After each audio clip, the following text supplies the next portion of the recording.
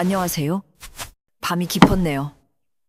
오늘 하루도 고생 많으셨죠? 편안하게 쉬면서 오늘 밤 따뜻한 옛날 이야기를 들어보세요. 창밖에는 저렇게 한방눈이 쏟아지니 꼭 이런 날 밤에 어울리는 이야기지요. 춥고 외로운 사람들의 마음에 작은 불씨 하나를 지펴주는 그런 이야기 말입니다. 자, 붓을 듭니다. 이 이야기는 아주 먼 옛날 한지가 등잔불빛에 바래고 벼루에 먹물이 얼어붙던 시절의 기록입니다. 옛날 옛적에 조선 땅 깊고 깊은 산골짜기 흑송산 핵송산이라 불리는 검은 소나무 숲 아래 옹기종기 모인 초가집 지붕 위로 눈이 소복이 쌓여가고 있었습니다. 그 마을에서도 가장 후미진 곳, 겨울바람이 불 때마다 금방이라도 쓰러질 듯한 낡은 흙집에 설화, 쉐화라는 아이가 살고 있었지요. 이름은 눈꽃처럼 곱고 서글펐으나 마을 사람들은 아이를 그렇게 부르지 않았습니다.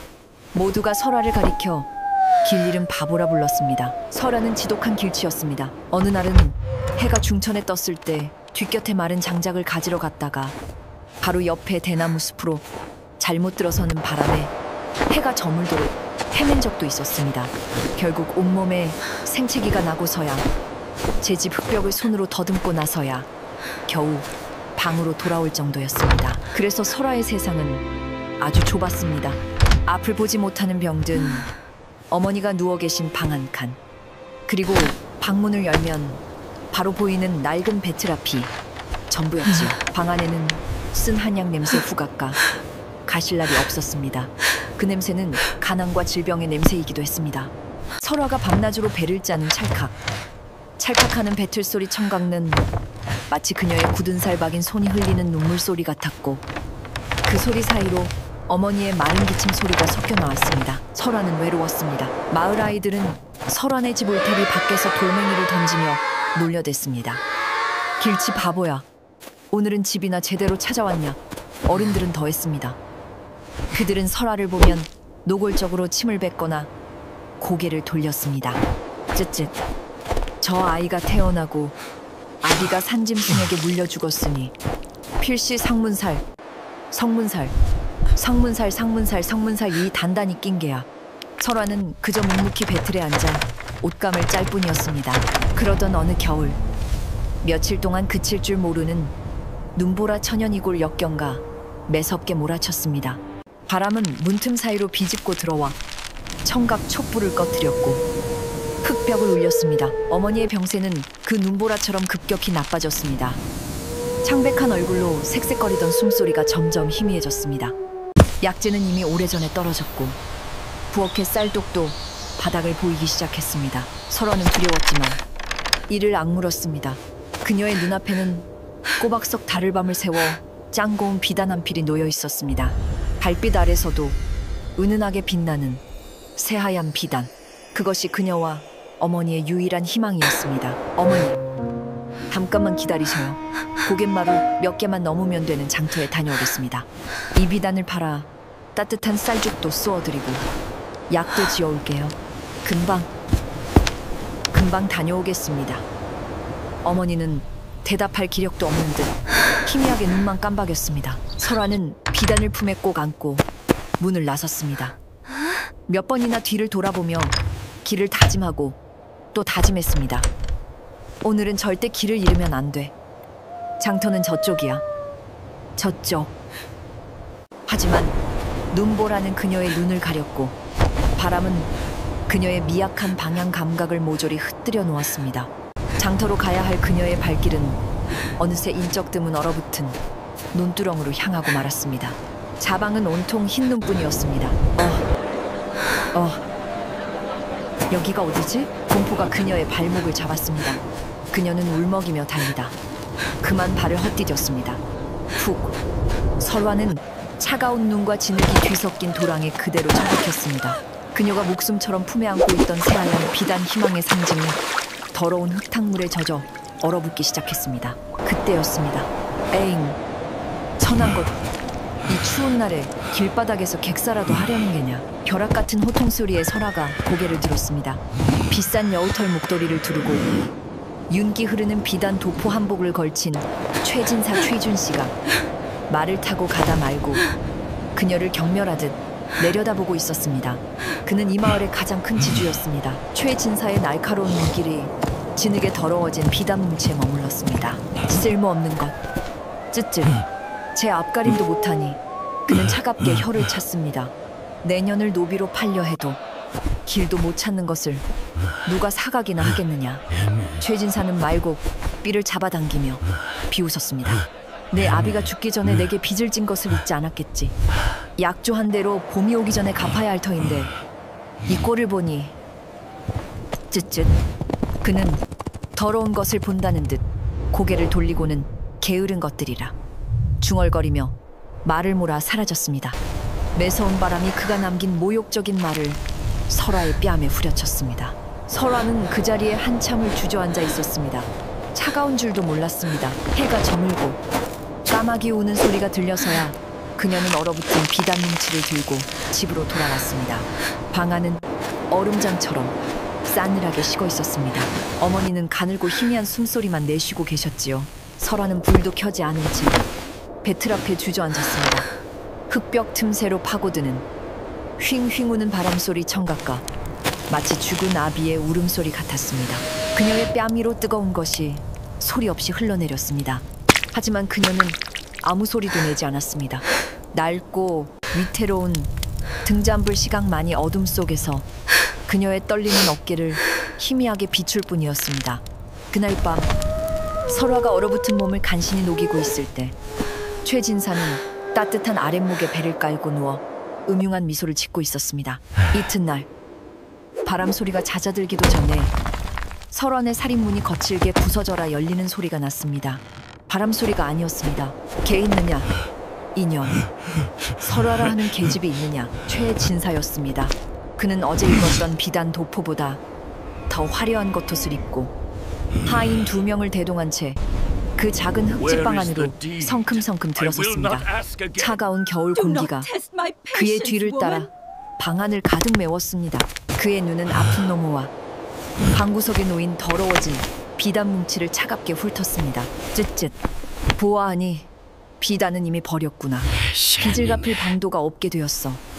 설화가 두려움에 떨며 고개를 조아렸습니다. 최진사는 손을 내저으며 말했습니다. 됐다. 이 비참한 삶보다는 어젯밤에 내가 곰곰이 생각해 길을 보았는데 제시해 줄 수 있지. 그깟 푼돈빛 대신 더 좋은 방도가 떠올랐다. 그는 몸을 숙여 설화의 귓가에 속삭이듯 말했습니다. 내가 들으니 이 흑송산, 핵송산, 깊은 곳, 아무도 가본 적 없는 황금숲, 원김숲이라는 곳에 천년 묵은 산삼이 자란다더군.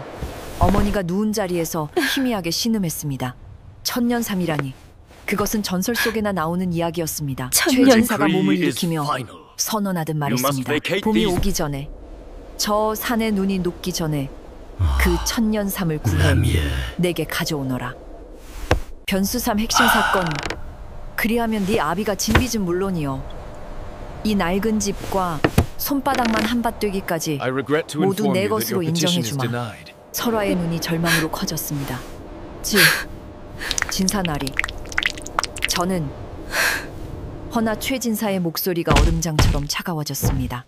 만약 기한 내에 산삼을 구하지 못한다면 너는 약조대로 내 집의 노비누비가 되어야 할 것이다. 내 어미는 뭐 병든 늙은이를 내다버린다고 한들 누가 뭐라 하겠느냐. 어머니가 기침을 토하며 애원했습니다. 나리, 그건 아이더러 죽으라는 말씀이 아닙니까? 이 아이는 길도 모르는. 하하하. 최진사가 역겹게 웃음을 터뜨렸습니다. 죽고 사는 것은 하늘에 달렸지. 길도 모르는 바보가 전설의 산삼을 찾을 수 있을지는 나도 모르겠구나. 하지만 기회는 주었다. 그는 설화가 길치라는 것을 누구보다 잘 알고 있었습니다. 이것은 자비를 베푸는 것이 아니라 그녀를 합법적으로 노비로 삼거나 혹은 산속에서 얼어 죽게 만들어 빚을 깨끗이 지워버리려는 잔인한 계략이었습니다. 최진사와 하인들이 들이닥쳤던 것처럼 썰물처럼 빠져나갔습니다. 방 안에는 눈보라보다 더 무거운 침묵이 내려앉았습니다.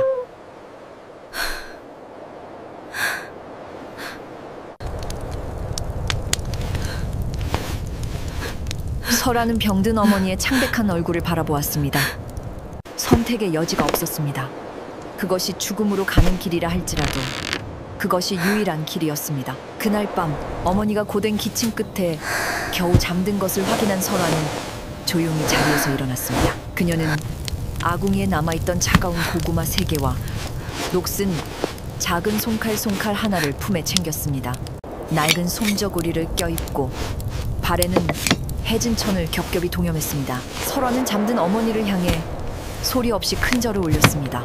뜨거운 눈물 한 방울이 얼어붙은 흙바닥 위로 떨어졌습니다. 그녀는 미련 없이 문을 열고 눈보라 속으로 걸어나갔습니다. 사방은 칠흑 같은 어둠뿐이었습니다. 그녀는 방향을 몰랐습니다. 그저 위로 산이 있는 곳을 향해 무작정 걸어 올라갈 뿐이었습니다. 장면사 운명적인 만남. 산은 즉시 그녀를 삼켜버렸습니다. 모든 나무가 똑같아 보였고 바람은 그녀가 남긴 미약한 발자국을 금세 지워버렸습니다. 설아는 언제나처럼 몇 걸음 가지 않아 길을 잃었습니다. 그녀는 몇 시간을 걸었지만 어쩌면 고작 몇 분이었을지도 모르지만 결국 같은 자리를 맴돌고 있었습니다. 휘잉 우는 바람 소리는 마치 그녀를 비웃는 도깨비의 울음소리 같았습니다. 아버님. 차가운 기운이 뼈 속까지 스며들었습니다. 그녀는 더 이상 걸을 수 없었습니다. 눈앞이 흐려지기 시작했습니다. 그녀는 거대한 바위 아래 바람이 조금 덜 들이치는 곳에 웅크리고 쓰러졌습니다. 쏟아지는 눈이 이불처럼 그녀의 몸을 덮기 시작했습니다. 어머니, 죄송합니다. 그대로 의식이 멀어졌습니다. 얼마나 지났을까? 따뜻했습니다. 설아는 타닥타닥 소나무 타는 냄새를 맡았습니다. 그녀가 힘겹게 눈을 떴을 때 눈앞에 보인 것은 눈보라가 아니라 작은 동굴의 천장이었습니다. 한쪽 구석에 맥시프트 화덕에서 작은 모닥불이 피어오르고 있었습니다. 그리고 자신은 두꺼운 지프로 짠 거적에 덮여 있었습니다. 일어났느냐? 낮고 침착한 목소리가 들렸습니다. 불 옆에 한 사내가 앉아 있었습니다. 긴 백발과 수염을 가졌으나 그 눈빛만은 매처럼 날카롭고 총명했습니다. 그는 빛바랜 학자의 도포를 입고 있었습니다. 동굴안은 곰의 소굴이 아니었습니다. 그곳은 마치 작은 서재와도 같았습니다. 책들이 가지런히 쌓여 있었고 두루마리로 말린 지도들이 통에 꽂혀 있었습니다. 나침반. 자, 그리고 용도를 알 수 없는 노쇠로 만든 기구들이 정갈하게 정돈되어 있었습니다. 이 흑송산에서 길을 잃는 것은 곧 죽음을 택하는 것이다. 헌데 이 눈보라 속에 어찌 혼자. 노인의 목소리에는 질책보다는 의아함이 담겨 있었습니다. 그가 바로 민대감, 위나 다감이라 불리는 세상에서 잊힌 학자였습니다. 그는 동굴 입구 근처 눈에 반쯤 파묻혀 죽어가던 설아를 발견했던 것입니다. 장면호 기대어심. 민대감은 더 묻지 않고 뜨거운 나무 그릇 하나를 그녀에게 내밀었습니다. 멀건 조죽이었습니다. 하지만 설아에게는 그것이 세상에서 가장 맛있는 음식 미각이었습니다. 뜨거운 기운이 온몸으로 퍼져나갔습니다. 설아는 기력을 차린 후 울먹이며 자신의 이야기를 털어놓았습니다. 최진사의 빛, 불가능한 임무, 그리고 자신이 지독한 길치라는 사실까지. 길치라는 말을 들었을 때 민대감은 메마르고 씁쓸한 웃음을 터뜨렸습니다. 길치라. 그가 중얼거렸습니다. 나야말로 길 하나를 잘못 봐서 일이 되었지. 그는 자신이 한때 왕실의 명을 받아 국경 지도를 그리던 지리학자 디리아옥저였음을 밝혔습니다. 하지만 그의 지도에 그어진 단 하나의 미세한 선, 방향의 오류가 국경 분쟁을 일으켰습니다. 그 죄로 그는 모든 것을 빼앗기고 이 깊은 산속으로 유배되어 있힌 존재가 되었던 것입니다. 그의 인생은 단 한 번의 방향 실수로 무너졌습니다. 그는 기가 막히다는 듯 설아를 바라보았습니다. 길도 모르는 아이가 감히 전설 속의 황금숲을 찾겠다고. 설아는 그릇을 붙잡고 애원했습니다. 대감마님, 저는 길은 몰라도 어머니를 살릴 천년삼은 알아볼 수 있습니다. 제발 황금숲이 어디인지 아십니까? 그 말을 듣는 순간 민대감의 냉소적이던 표정이 굳어졌습니다. 그는 불을 젓던 손을 멈췄습니다. 황금숲. 그는 자리에서 일어나 괴짝 하나를 열었습니다. 그리고 흑송산 전체가 그려진 거대하고 복잡한 지도를 펼쳤습니다. 그래, 얘 문헌에 나오지. 그의 손가락이 산 깊은 곳, 붉은 먹으로 동그라미가 쳐진 한 지점을 가리켰습니다. 나는 그 숲으로 가는 길을 안다. 이 지도가 있으니. 하지만 그는 설화를 날카로운 눈으로 꿰뚫어 보았습니다. 그 숲에 간다 한들, 이 눈 덮인 겨울에 수천 가지 풀포기 중에서 어찌 천년삼을 알아본단 말이냐. 나는 길은 알지만 I know the path. 풀은 모른다. 민대감의 But I do 목소리는 not 낮고 know 단호했습니다. the plans. 나는 길은 알지만 풀은 모른다. 그의 말이 채 끝나기도 전 그날 밤이었습니다. 칠흑 같은 어둠 속에서 민대감의 거친 숨소리가 들려왔습니다. 설화가 놀라불을 밝혔을 때 민대감은 바닥에 쓰러져 집더미 속에서 사시나무 떨듯 떨고 있었습니다. 유배 올 때 입었던 깊은 상처가 이 혹독한 추위에 덧나터진 것입니다. 그의 이마는 불덩이 같았고 온몸이 고열 가위로 들끓었습니다. 지도, 국경선이 틀렸어. 그는 선망 증세까지 보이며 헛소리를 하기 시작했습니다. 설화는 공포에 휩싸였습니다. 밖은 눈보라치는 절벽, 도움을 청하러 나갈 수도 없었습니다. 나갔다가는 그녀 역시 길을 잃고 얼어 죽을 것이 뻔했습니다. 유일한 길잡이인 민대감이 죽어가고 있었습니다. 그녀는 절박하게 동굴 밖을 내다보았습니다. 온통 하얀 눈뿐이었습니다. 바로 그때 그녀의 눈이 얼어붙은 바위 틈에 매달린 까맣게 말라비틀어진 가느다란 덩굴덩굴 하나에 고정되었습니다. 변수의 품성 발현. 다른 사람의 눈에는 그저 죽은 잡초에 불과했겠지요. 하지만 설화의 머릿속에는 어머니의 희미한 목소리가 울렸습니다. 설화야, 저것은 혈맥초 쇳멱차란다. 겨울엔 죽은 듯 보여도 그 뿌리는 불의 기운을 머금고 있지. 아주 귀한 약이란다. 설화는 자신이 산의 어느 지점에 있는지는 몰랐지만 발밑에 그 식물이 무엇인지는 정확히 알고 있었습니다. 그녀는 망설일 틈이 없었습니다. 품속에 작은 송칼을 꺼내 들었습니다. 멀리 가지 않았습니다. 아니, 갈 수 없었습니다. 동굴 입구, 바람이 조금 덜 들이치는 바위 뒤편을 파헤치기 시작했습니다. 그녀의 손은 얼어붙은 흙을 파헤치다 금세 피투성이가 되었습니다. 하지만 그녀는 혈맥초의 붉은 뿌리를 캐냈습니다. 그것만으로는 부족했습니다.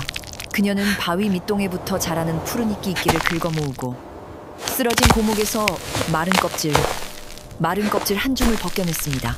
그녀는 이 껍질이 열을 내리는데 특효라는 것을 기억하고 있었습니다. 동굴 안으로 돌아온 그녀는 돌절구에 약초를 짓지었습니다.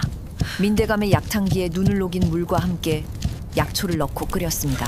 이내 동굴 안은 코를 찌르는 지독하게 쓰고 농축된 약초. 냄새 후각으로 가득 찼습니다. 설화는 김이 모락모락. 나는 검은 탕약을 시켜 의식이 없는 민대감의 입에 조금씩 흘려넣었습니다. 그렇게 꼬박 하룻밤을 간호했습니다.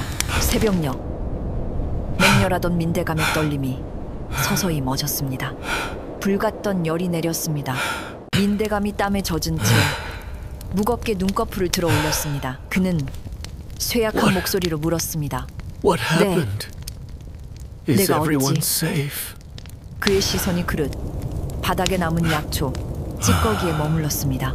그는 손을 떨어가며 찌꺼기를 집어들었습니다. 그의 눈이 경악으로 커졌습니다. 이것은 혈맥초가 아니냐. 그리고 이 껍질은 설마 한석피 한시피. 그는 설화를 믿을 수 없다는 듯 바라보았습니다. 이것들은 궁궐의 어린 위들도 구하기 힘든 희귀한 약재들이다. 네가 어찌 이것들을. 민대감은 그제야 깨달았습니다. 자신이 하찮은 길치바보라고 여겼던 이 아이가 사실은 땅의 모든 비밀을 기억하는 진짜 보물이었음을. 장면 7대립 계획. 그날 이후 두 사람 사이에는 굳건한 신뢰가 생겼습니다. 나는 방향을 아는 발이 될 테니. 민대감이 쇠약하지만 단호하게 말했습니다. 너는 땅속의 생명을 보는 눈이 되어다오.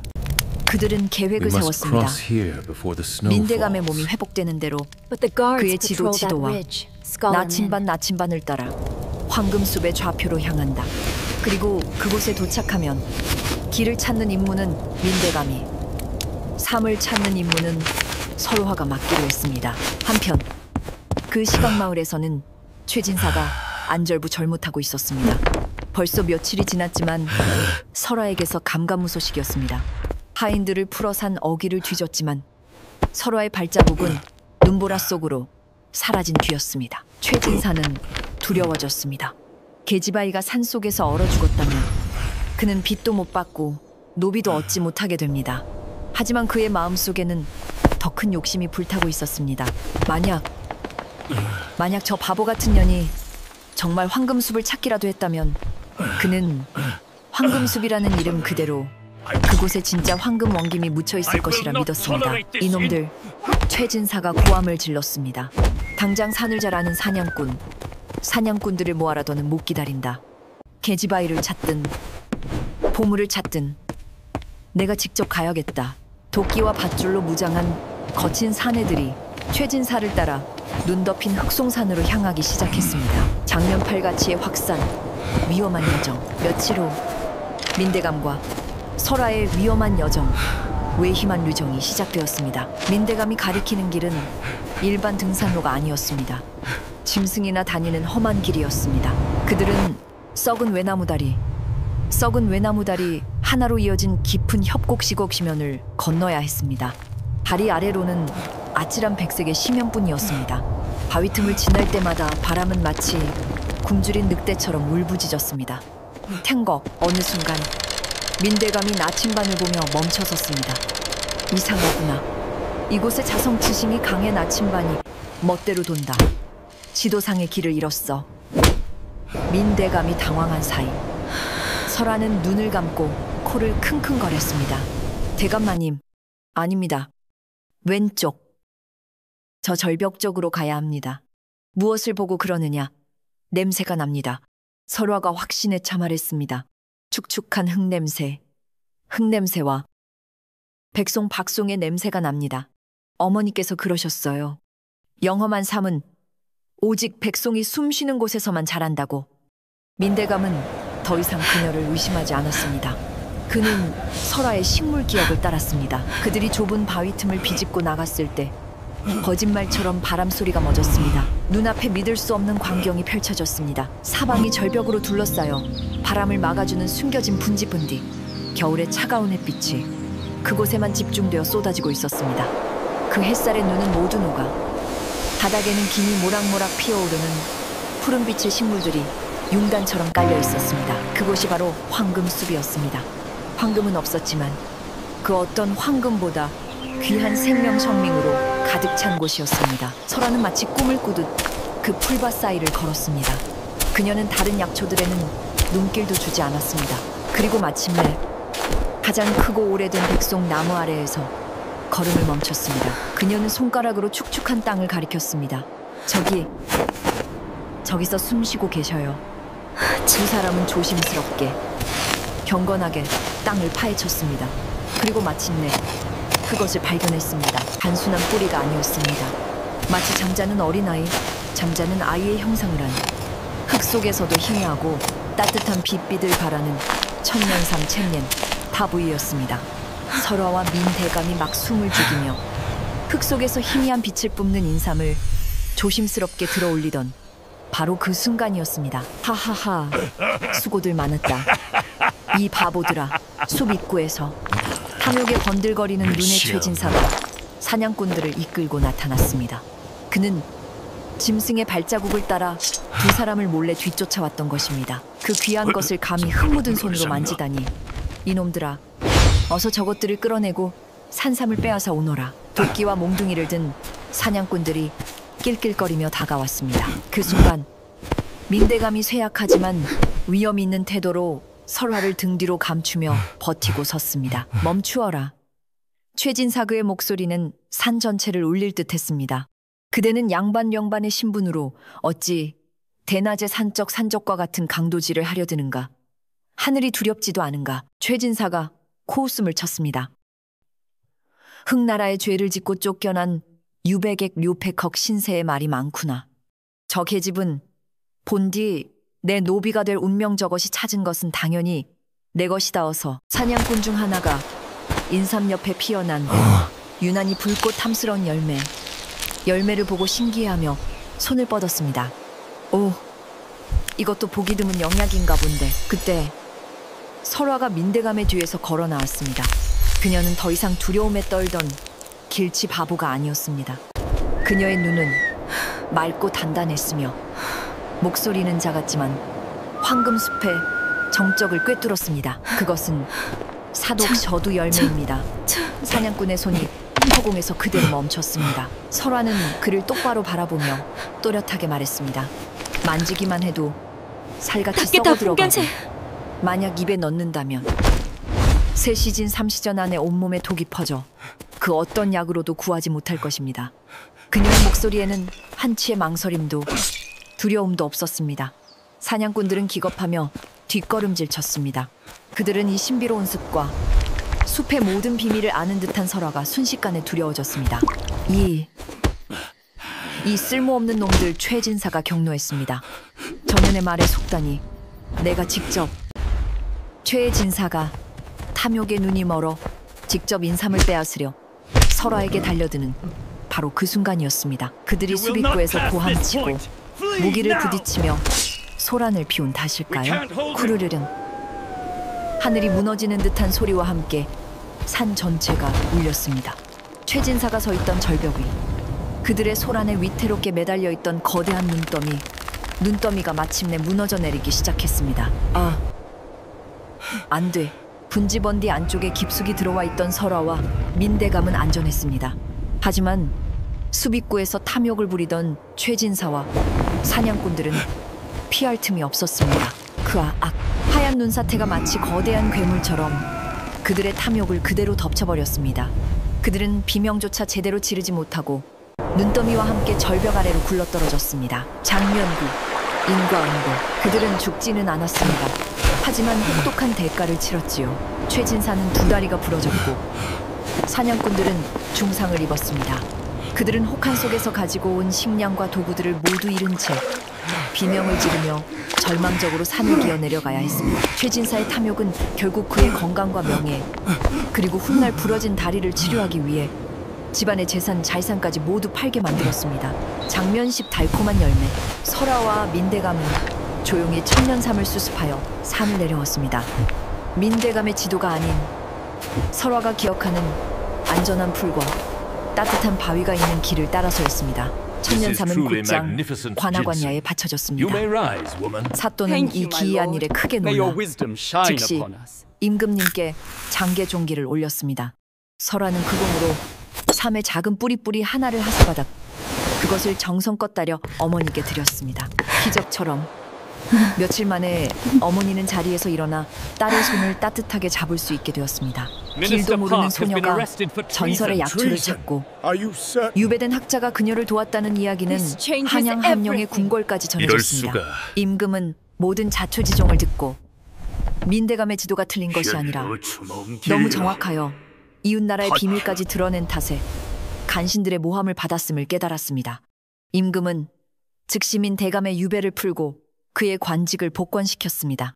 또한 지극한 효심샤심과 땅을 읽는 신비한 재능才能을 지닌 설화에게는 큰 상금 종긴을 내렸습니다. 사람들은 모두 민대감과 설화가 한양으로 가 높은 벼슬과 부귀영화를 누릴 것이라 생각했습니다.